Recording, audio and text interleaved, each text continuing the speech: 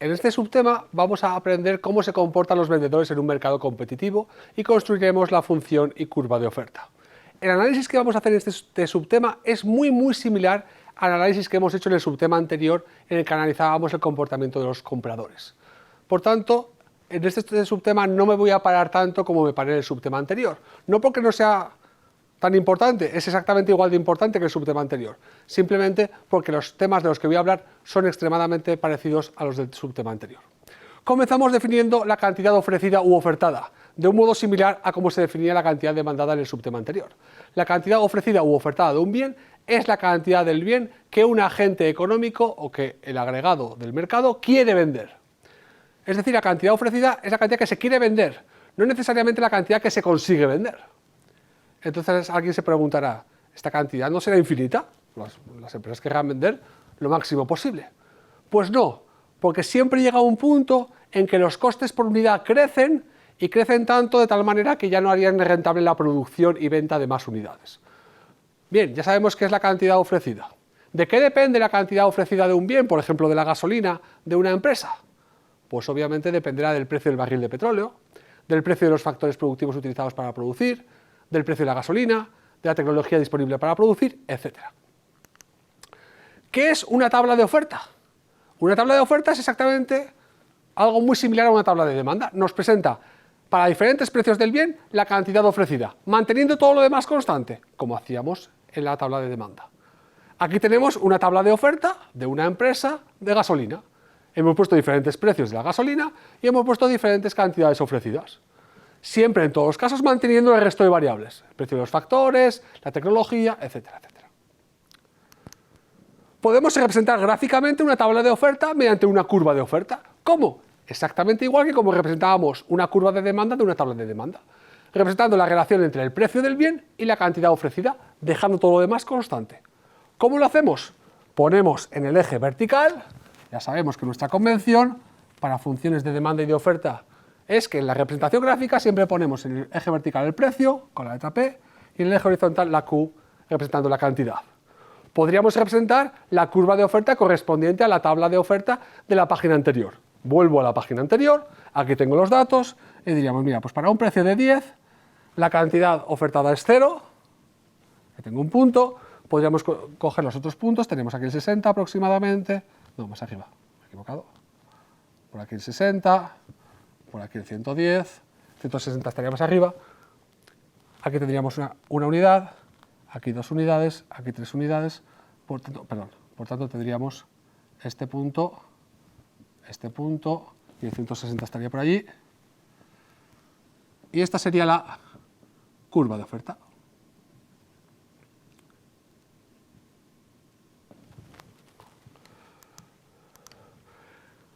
Cada curva de oferta se puede representar matemáticamente con una función de oferta, en la que la variable independiente sea el precio, P, y la variable dependiente sea la cantidad, Q. Por ejemplo, esta curva de oferta tiene como función de oferta, como ecuación matemática, Q igual a P menos 10 partido por 50. Es importante destacar, como hacíamos en el caso de los compradores, que los economistas hablamos muchas veces de la oferta, en vez de hablar de manera más propia de cantidad ofertada o de curva de oferta. Ambos conceptos son diferentes. Una cosa es que la cantidad ofertada sea 1, que es un 1 o un 2 o un 3 o 0, y otra cosa es la curva de oferta, que es toda la relación entre el precio del bien y la cantidad ofertada. Y como ambos conceptos son diferentes, mi consejo es que ustedes nunca usen la oferta, del mismo modo que también les dije que nunca usaran la demanda, sino que hasta que lo tengan bien claro y hayan superado toda la carrera de economía, se centren siempre en hablar de cantidad ofertada y de curva de oferta. Del mismo modo que había una ley de la demanda, hay una ley de la oferta, que nos dice que el precio de un bien y su cantidad ofertada están correlacionados positivamente. Como consecuencia, la curva de oferta de los bienes tiene siempre pendiente positiva, es ascendente. Puede verse, por ejemplo, en el caso que hemos hecho antes. Y por tanto, siempre dibujaremos curvas de oferta crecientes. La curva de oferta también nos aporta información sobre cuánto es el coste marginal de producir una unidad adicional. Recuerden que era el coste marginal, el aumento en el coste total si producíamos una unidad más. ¿Y cómo la curva de oferta nos dice el coste marginal? Pues muy fácil. Nos lo dice mediante la altura de la curva de oferta. Veamos en este ejemplo. ¿Cuál sería el coste marginal de producir la unidad número 1000? Esto está en miles de unidades, la unidad número 1000, ¿vale? Esto es 1000 unidades, pues estaríamos aquí en el 0,999, que sean 999 unidades. Si queremos producir la unidad número 1000, ¿cuánto sería el coste marginal? Pues sería exactamente 60. ¿Y por qué sabemos que sería exactamente 60? Porque 60 es la altura de la curva de oferta para una cantidad de 1000 millones. Y podemos darnos cuenta que es 60 pensando de la siguiente manera. Si el precio del bien fuera menor que 60, la empresa no estaría interesada en producir la unidad número 1000 millones. Si no está interesada en producir la unidad número 1000 millones, es que lo que le está costando esa unidad número 1000 millones es más que el precio de venta. Sin embargo, si el precio es de 60 o más, la empresa sí estará interesada en producir esa unidad. Porque ya hemos visto que si el precio es 60 producirá 1000 millones, si el precio es más que 60 producirá aún más que 1000 millones. En consecuencia, para cualquier precio de 60 o superior, la empresa producirá 1000 millones de unidades y más. Eso significa que si el precio es de 60 o más, el precio está siendo mayor que el coste marginal que a la empresa le supone producir esa unidad.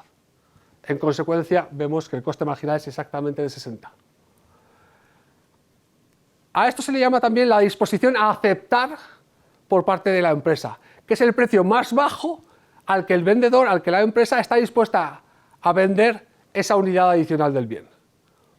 Esa disposición a aceptar o coste marginal se puede observar con la función inversa de oferta. Si tenemos la función de oferta y calculamos la función inversa de oferta, esa función inversa de oferta nos dirá exactamente la disposición a aceptar o coste marginal. ¿Cómo se calculaba la función inversa de oferta? Pues muy fácil. De la función de oferta despejábamos la P y obteníamos la función inversa de oferta. En este caso en particular, la función inversa de oferta la tienen ustedes en la pantalla, P igual a 50Q más 10. De esta función inversa de oferta podemos deducir la disposición a aceptar o el coste marginal, simplemente sustituyendo la Q por la unidad en particular que estemos interesados, la P que nos salga como resultado será la disposición a aceptar o coste marginal por esa unidad en particular. Como se puede ver, hay una correlación positiva entre la cantidad que ya tiene el individuo y la disposición a aceptar o coste marginal por una unidad adicional. Esto ocurre en todos los bienes y servicios debido a la ley de la oferta. Es decir, si la empresa ya ha producido y vendido 999 y quiere vender una unidad más, la disposición a aceptar es 60, pero si ya hubiera producido más, la disposición a aceptar sería mayor. El coste marginal sería mayor. Hasta ahora hemos trabajado con un único vendedor. Sin embargo, en un mercado hay muchos vendedores. Cada empresa puede tener además una curva de oferta distinta, porque sus tecnologías pueden ser distintas. ¿Cómo construimos la curva de oferta de un bien, por ejemplo de gasolina, total de todo el mercado? Pues debemos hacerlo de manera exactamente igual que como hacíamos la curva de demanda del mercado. Debemos sumar las decisiones de todos los vendedores, de tal manera que para cada precio sumemos las cantidades ofrecidas por todos los vendedores. Vuelvo a recalcar, al igual que hacía con la curva de demanda, que lo que hay que hacer es sumar las cantidades, no sumar los precios. Por ejemplo, aquí tenemos dos empresas, Chevron y Exxon, con sus respectivas tablas de oferta, que son distintas. ¿Cuál sería la tabla de oferta agregada? Lo podríamos hacer de manera muy simple. Para un precio de $10, la cantidad ofrecida sería 0, porque ambas empresas ofrecen 0, 0 más 0, 0. Para un precio de $60, la cantidad ofrecida total por parte del mercado sería 1,5. Hemos sumado 1 más 0,5, etc. Podríamos además representar gráficamente estas curvas de oferta, de modo similar a como lo hemos hecho con las curvas de demanda. Nos saldrían dos curvas de oferta de Chevron y Exxon, ambas crecientes, y una curva de oferta agregada también creciente. Omito esta parte en la presentación, les animo a ustedes a hacerlo para practicar. ¿Cómo haríamos esto de manera matemática?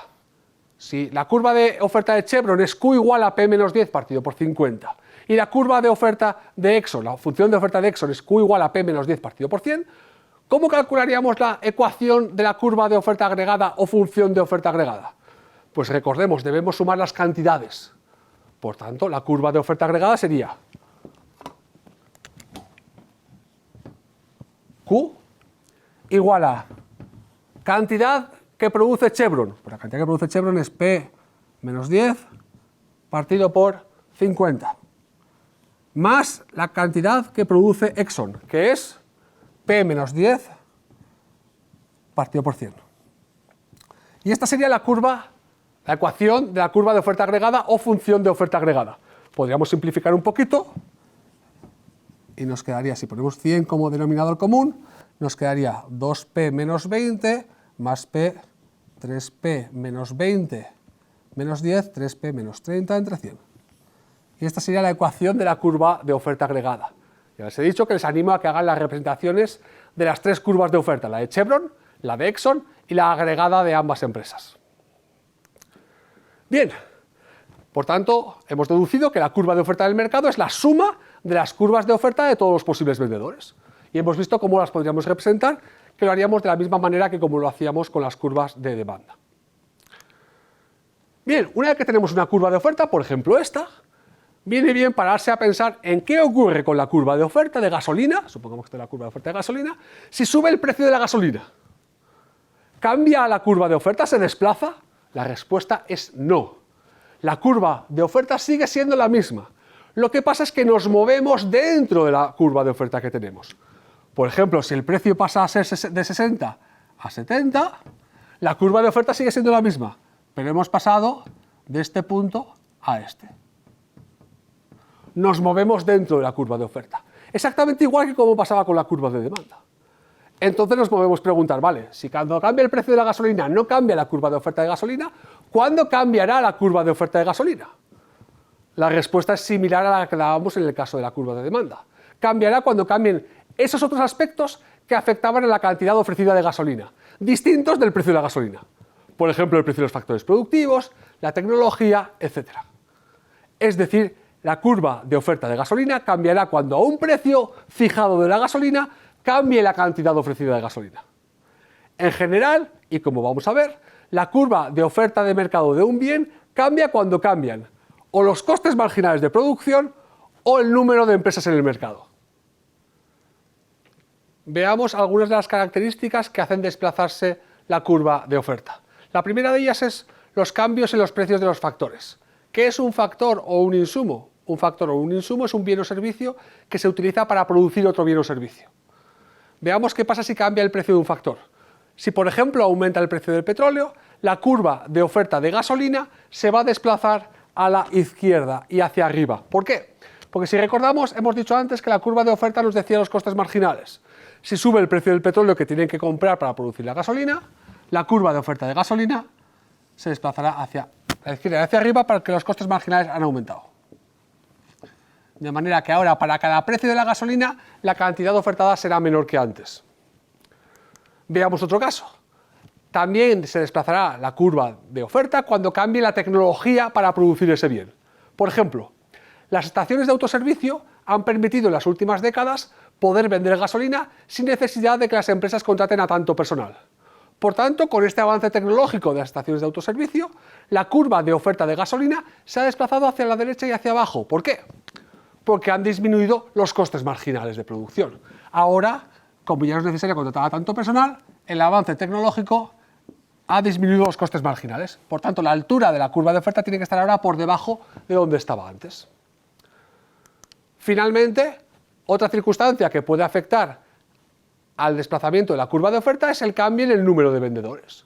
Si se incorporan nuevas empresas al mercado, la curva de oferta se desplazará hacia la derecha, porque para cada precio, además de la cantidad ofrecida por las empresas que ya estaban en el mercado, ahora tendremos que sumar las cantidades ofrecidas por las nuevas empresas en el mercado. Por el contrario, si empresas abandonan el mercado, la curva de oferta se desplazará hacia la izquierda. Y con esto terminamos este análisis preliminar sobre el comportamiento de los vendedores en un mercado competitivo. Hemos aprendido qué es la curva de oferta y cómo esta curva de oferta se desplaza cuando cambian los precios de los factores, la tecnología o el número de vendedores. En el siguiente subtema juntaremos el análisis que hemos hecho de los compradores en la sección anterior, el análisis que hemos hecho en esta sección del comportamiento de los vendedores y determinaremos el equilibrio en un mercado competitivo.